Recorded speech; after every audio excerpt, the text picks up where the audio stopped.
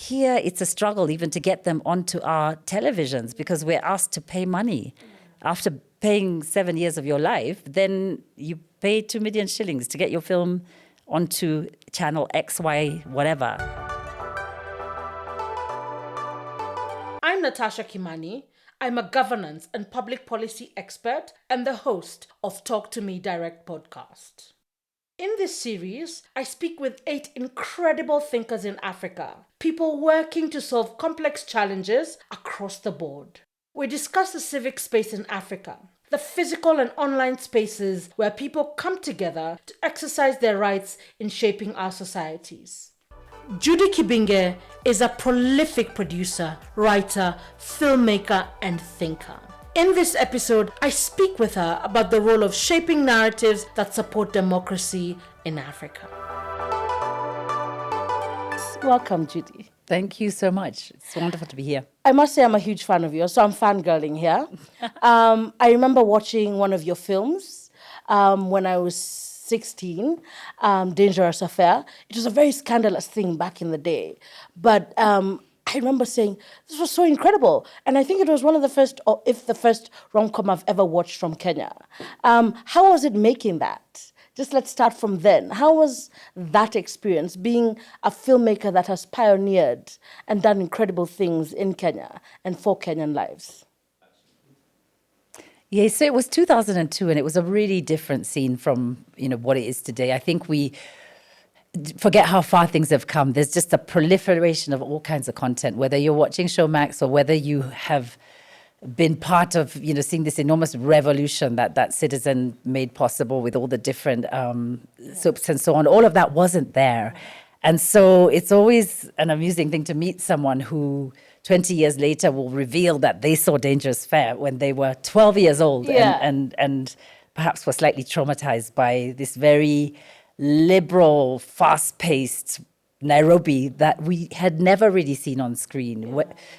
People smoking and drinking and being themselves and just generally living in a city. Yeah. So that was a lot of fun to make. Yeah.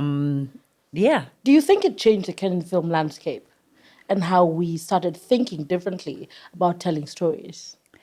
I would like to think that Dangerous Affair changed the Kenyan film landscape, and not just the Kenyan film landscape, to some extent, the African film landscape. I remember speaking to a couple of people who were running the Pan-African Film Festival in LA, and they said they had never seen anything like it. It actually had a few theses written on it. A few people did their masters on it. That's incredible. In your incredible career, what have some of the highs been and some of the lows in storytelling? So advertising was definitely a high. Yeah. It was. I walked into a world where every creative director of a multinational in this region was male and white. And to be sort of under 30 years old, and the very first really felt like a breaking of a mold at the time. Yeah, it was a lot of fun. And again, just maybe step out of that. Are there some memorable ads that you remember doing back in the day? Yeah, a number of them. I always, every time I see the "My Country, My Beer" slogan rising, I feel a little because that was one of mine. Okay. And also we did a lot of Pan-African advertising for Coca-Cola. Okay. So again, I think we don't see ourselves enough as a continent filled with similarity. Yeah. I feel like we're constantly protesting that Africa is not a country, and yes, it's not. But sometimes I wish it was. Yeah. Because this adhering to the fact that we've been split into Portuguese speakers and French speakers and English Anglophone speakers, it really removes the fact that we have much in common. And advertising was just a beautiful way for me to, at that time and at that age, to realize, wait a minute, we have so much more in common than we have as differences. And all these sort of colonial borders are very much a distraction that stops us realizing how many stories we have in common and how much we have in common. So that was a highlight, for sure. I think the transition out of advertising. I left to make films, but with a completely blank slate ahead. And so within that, being part of the sort of founding of Kwani, the literary journal. I loved Kwani. I read so many Kwani books. Yeah. Okay. I know. Great. Okay. I know. So that was a high point. Just Binya and seeing the rise, being in the middle of the rise of literature that time was a definite high point, and it brought so many really kindred spirits together. And I think that's the greatest thing that Kwani did, because out of that exploded out of that recognition of the importance of story. What is your experience of the African story as currently told, and how has that changed over time? These are all big questions, and I'll try best as I can to maybe just reflect elements. I think each question is a day's conversation in itself. I can say for sure that at the turn, when we entered sort of the new millennium, we were, we have to really pull back, to close our eyes and try and remember what was there then, because there were even mobile phones. It's just one person in very few that you ever saw with those enormous mobile phones holding them like this. They were so we forget that Citizen wasn't there. We forget that Mnet had just come into being. We forget that Netflix was not even a whisper in its mother's womb. We forget how important KBC was. All the legacy media that is sort of seems so background to all the things we're watching was it. That was it. And I think within that there was a way that we all felt stories had to be told. An African story had to have a certain gravitas about it. An African story was often associated with a low quality story. An African story, if it won or ever hit cinema screens, was probably in French. And yet there were all these really interesting programs that were reflecting who we were in different ways. I think it wasn't considered that filmmaking or storytelling for the screen was a thing for us. I think the film industry at that point, and I tell this to people, and it's hard to believe, but the sort of major film studios had a lot of their equipment brought in for out of Africa. And there was a list when I got into advertising that had rates for a white gaffer and an African gaffer. I mean, that's that close. That's that recent in our history.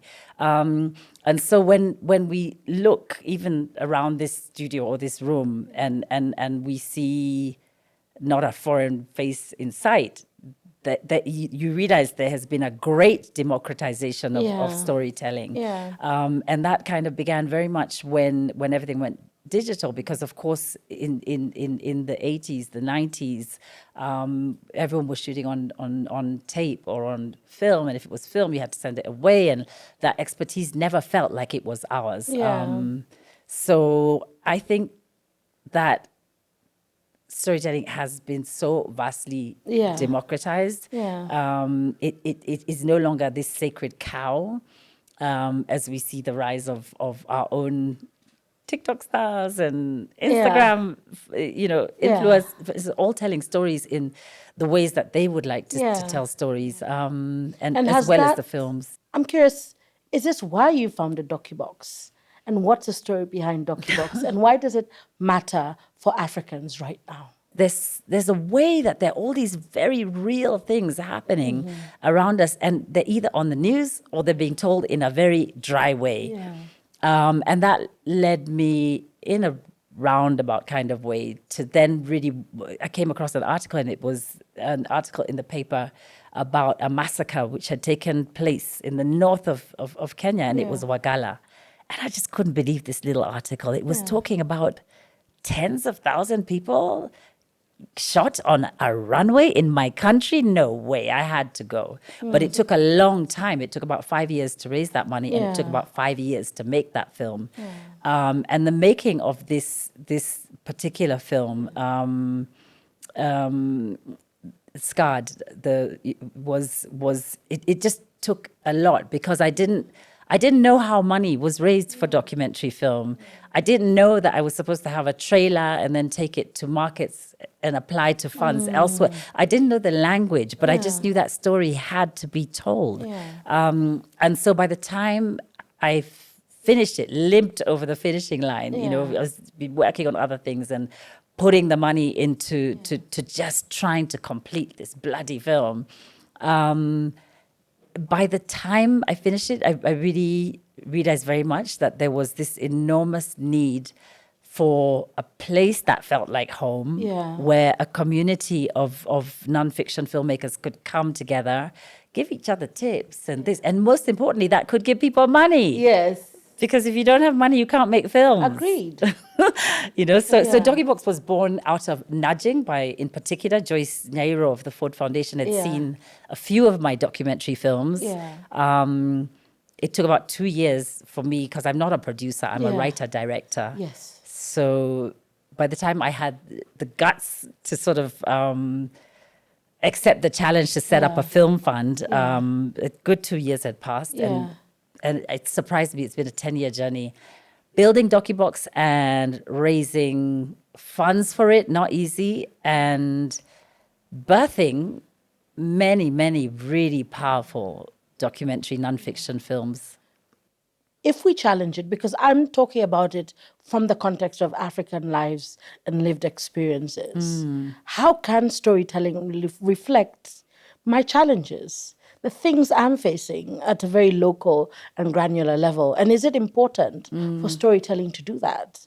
And if so, how can we begin ensuring that more stories like that are told and less like what you were saying? Having NGOs speak, or sort of a log frame to follow, that these are the words that you must stick to sort of put out a film. How can we go about ensuring that we're telling stories that reflect what democracy means for African lives?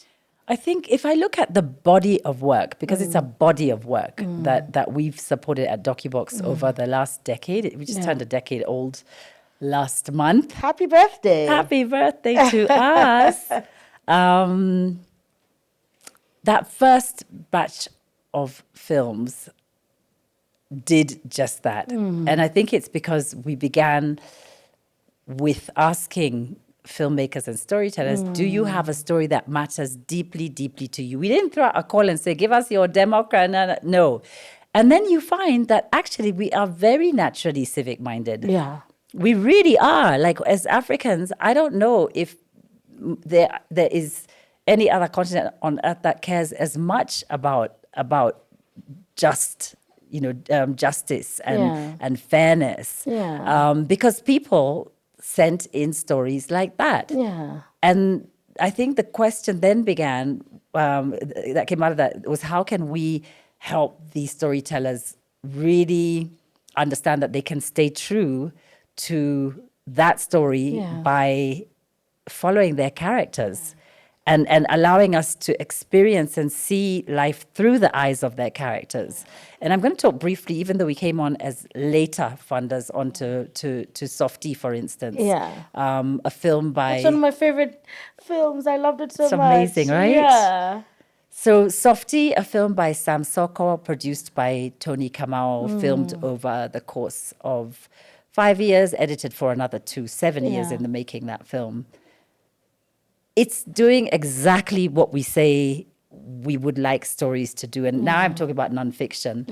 It is following this fiery photographer, and it is not expecting him to just give NGO speak. It is just following his life and seeing that democracy means sometimes having to choose between your family and your country. And when you see that, and you see us as Kenyans choosing the leader who pays money, then you understand what democracy is. Without that word, no one told Sam, go make a film about democracy. But he knew he wanted, the minute in the middle of the film that Bonnie announced without telling his wife, I think I'm going to run for she almost fell down. Then that's where the film begins, because you want to know, what's he going to find? What am I going to find? And when it ends, you feel the weight of what it is to be allowed to cast your vote, to go to that ballot box. You feel the weight of it. And that's what a film did to you. You walk out and you realize, oh my God, to change this country means I will have to sacrifice. And it does that in a way that a message cannot do, And I think those are the things that's what films have the power to do, especially nonfiction films when done the right way. But they're costly, and they're costly not just in terms of the amount of money that they cost, but can you imagine dedicating a decade of your life to following one story? And these are highly creative filmmakers who are able to do, some of them, the friendlier, faster stuff, but they choose to follow these films. And so where they are failed, or where we fail them so much, is in helping them get seen. And you can't help these films get seen unless you've got a budget for impact. You need to take those films back to the communities where they were made. You need to take those films into our cities so that we as voters and policymakers and storytellers can see them and be re-influenced by them. But, what you have instead is so many incredible films then ending up on big broadcast around the world by POV in the States, by BBC Storyville. Those are the kind of people who take our films, but here it's a struggle even to get them onto our televisions, because we're asked to pay money. After paying 7 years of your life, then you pay 2 million shillings to get your film onto channel X, Y, whatever. We are witnessing a lot of advancement in technology, including artificial intelligence. In your experience, how has technology evolved when it comes to storytelling? Now, this is where the years begin to show, because I am so amazed when I watch my 11-year-old son creating his stop motion animation. Cutting it, taking it into iMovie. I mean, the guy's 11. He I don't know how he'll rip voices from YouTube things. He'll lay them on his little film. He has these figures doing action fighting. There's no way that could have been done when my particular story began. I come from a period when doing a radio ad meant you had the great big reels, and then you'd have to go into studio, then you'd have to splice them with a razor blade. If someone coughed in the middle, Are you serious? Yeah, you'd go with the 2 reels, and then you'd cut out then you'd literally stick it back together again with tape. I mean, everything was so lengthy. Everything was so difficult. Everything was like such a drama, to edit. I remember Tusker ads, Blue Band ads, all of them had to go to the UK for post, because they had been shot on film. And with that, you'd have to send off your person with your canister. You'd have to negotiate with the bad news immigration at the time. Please don't X-ray this film, because it would affect the quality. Well, I don't know if it was myth. Later I tried to research that. I was like, maybe that was but generally, canisters couldn't. It was a thing to make a film. It was such a thing. And then, of course, there was the sort of, I suppose when people are at an advantage, markets at advantage, they want to, they withhold information. So in a sense, there was this feeling that DOPs had to come from Italy and wherever and whatever. And so the revolution that is digital is cannot be overstated. Yeah. And just the fact that we can buy a camera that is not, we don't have to buy and bring in stock. We don't have to send it out again. You can be an 11-year-old filmmaker and have things to say. So that brings me to my next question. You know, how then can we leverage storytelling to hold big tech accountable as Africans, as African storytellers? Because this has happened in America and it took a very long time. How can we then begin working on it now to ensure that we're holding big tech accountable now? I think, as always, I like sort of taking 5 steps back. Yes. Because this is the real work, and it's painful, and it's hard, and it's not so much fun, especially if you're not a very administrative person. I think we started by talking about myself as a writer, director, running a fund. I'm not that person who likes applying for funding, and I'm a creative. I paint. If you see the walls of where my last apartment, I painted with my hands. I love to express through visual mediums, through things I can feel, through words. But someone has to do once in a while, and I think there's more and more people doing it, just that harder work of galvanizing. I think if we don't have strong guilds, we're going nowhere. I know there's a writers guild. Is there one in Kenya? Yeah, I know there's a writers guild in Kenya. I think they meet fairly often. I think, I know there's a producers guild that could get stronger. Somehow I think there's a lot that needs to happen to strengthen guilds. And I think whether it's this is so chicken and egg, but whether it's guilds being able to have each one administrator to ensure that they meet, that ensure attendance in certain government and policy meetings. Because if you don't have the guilds, you'll never have the protest. So what I hear you saying is, if you don't have the organizing, there's a lot of organizing as creatives, as the creative industry that we have to do. It's not the fun bit. But if we skip that bit, who exactly is holding big tech? How do you? Excuse me, big tech.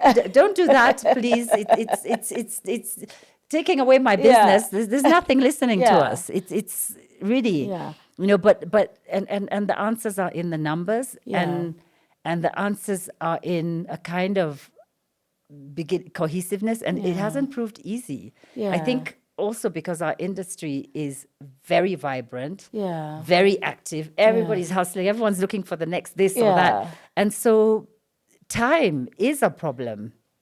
People work hard. They work long hours. They're looking for the next thing. But if we don't stop and pause to come together and strengthen these guilds, and I'm guilty also of that. I'm sure that I could be much more active in guilds, but I feel like we're doing what we're doing. But there's an answer in that. But first, I feel like the roots. If the roots aren't strong, the tree is going to fall down. So I think also maybe storytellers also need to be aware of these guilds and how they can participate, because I hear how they can form them. Yes, how they can because form them. Because it's not about how they can participate. It is how they can be the guild, and it comes back again. There's a feeling sometimes, I don't know if it's something that, I don't know where it comes from, but a kind of powerlessness that we often feel. And that powerlessness is kind of like a blindfold. You really do feel that you're a small thing in this enormous cog, and you don't have a voice and you don't have a say, but you do. But the question is, you only do when you get together and you gather your numbers. How are we going to get from that to what we need to be? And it's in so many forms. Going back to what I said about, or what I believe about the time when UTNA was formed and all of our Pan-African broadcasters came together, that was a mighty big seed that was being planted, and it would have been something. So that was an act of organizing, and it must have taken incredible will. And so it's across everything we do. So collaboration and organizing is necessary. And how we do it, I don't know. We're going to do it. I have faith. I just know we have to do it. We have to do it. And I hope to see a lot more of that. And speaking about organizing, have you witnessed any change or any social movements that have been influenced by storytelling? I think I love how you sigh, because I know Yeah, something 'cause- deep and coherent is going to come out. I mean, I could just give you a small example for Yeah. now. So I'm just seeing many examples here, there, and Yeah. everywhere, but I'll just give you a small example. Some years ago, we supported a film called Thank You for the Rain, which I'm really proud of. Okay. Even though the filmmaker who began it was this amazing Norwegian woman, but at some point she put a camera into the hands of Yeah. this farmer, Kisilu. Yeah. And Kisilu Musia just took up that camera and became the co-director by Yeah. force. He's like, you can't just come and film my life. I'm filming me. And that film became so engaging. And he went all the way to the climate justice Yeah. talks in Paris, and that was covered. And then he came back home with this film. And we volunteered at Docubox, Yeah. Emily Wanja in particular, to be his impact producer for that film. Yeah. Meaning to get it seen so that it could do something. The first thing she did with that film was take it back to the village, back to Kitui, assembled that whole village of tree plant, because it's a very, we hear about climate, climate justice, Yeah. climate talk, climate change. It's another thing Carbon credits. Carbon credit. It can sound as meaningless as the word democracy, Yeah. but when you see it through an individual, Yeah. I get it now. Yeah. So this is really a film about one farmer's struggle to battle with all these changes of Yeah. climate and just keep his family strong and going, Yeah. and convince his community that actually we can keep some of it back if we plant Yeah. trees. Yeah. And because this thing goes all the way to the climate talks in Paris, it's really a David Goliath story. Yeah. Very beautiful film. So when Emily Wanja took this film to Kitui, to the village, people watched it and they're like, we want a dam. Yeah. And I was like, oh, no. I was like, no, we Docubox, we don't build dams, we don't do that. Yeah. No, just time to ask for something else. But we said, what do you Yeah. guys want? And Yeah. sure enough, that was the ask. Yeah. People had seen it, they had re-seen. When you see Yeah. yourself on screen, Yeah. you reimagine, you Yeah. understand what your neighbor, that Yeah. annoying neighbor, And really, that's a first step to behavior change. to see Yeah, yourself. see yourself, And I think yeah. the more we see ourselves, so Yeah. when they collectively saw themselves, Yeah. so him who's always trying to make them plant this and that, and they're like, oh, this thing is for real. Yeah. And so we built that dam. And the funniest thing was to look at that map, the whole plan of dam, and see Docubox in the Yeah. corner. But I think, to me, it was so interesting that a story well told could do things on so many levels. It could change your personal relationship with an issue. I feel like We that's saw a that. quotable quote. A story well told Yeah. could change things on so many levels. Judy Kibinge. It can. Yeah, I like that. Judy, this has been a fantastic time. I feel educated. I feel inspired. I think I'm going to become an African storyteller now. Let's go. Let's go. Thank you so much for changing how Africans see themselves and how the world sees Africa. And thank you for a great conversation. Thank you so much. Yeah, that was fun. Thank This you. has been Talk to Me Direct, and I have been speaking with Judy Kibinge, who has done a fantastic job about shining light on how storytelling shapes inclusive democracy and society. My name is Natasha Kimani. Thank you for spending time with me. You've been listening to Talk to Me Direct, a podcast that spotlights the civic space in Africa today. I'm struck by how film and the evolution of technology is driving the shift in societal narratives.